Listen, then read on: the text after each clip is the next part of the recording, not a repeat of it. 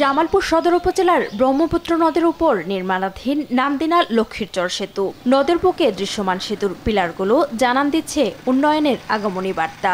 সেতুটির নির্মাণ কাজ শেষ হলে ভোগান্তি ফোরাবে এ অঞ্চলের মানুষের। যোগাযোগ স্থাপিত হবে জেলা সদর সহ ময়মনসিংহ হয়ে রাজধানী ঢাকার। জামালপুরের ব্রহ্মপুত্র নদের পাশে নান্দিনা বাজার। তবে এ বাজারের সঙ্গেই পার্শ্ববর্তী লক্ষ্মীরচর ও তুলসীরচর সহ বিশাল জনপদকে বিচ্ছিন্ন করে রেখেছে ব্রহ্মপুত্র নদ। আলোর পথে নতুন দিশা।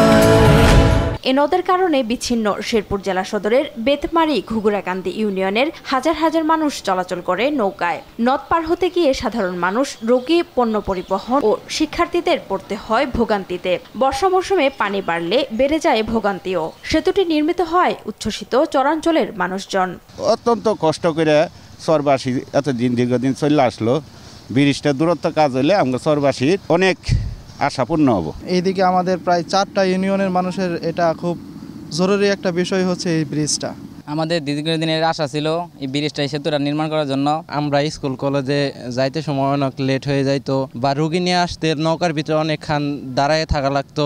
আলহামদুলিল্লাহ, আমাদের শুকরিয়া। আমাদের 3 লক্ষের মধ্যে আমাদের কল্পনা এখন ইনশাল্লাহ পুরো হয়ে যাচ্ছে। নদীপথে যাতায়াত করতে নানান ধরনের সমস্যা।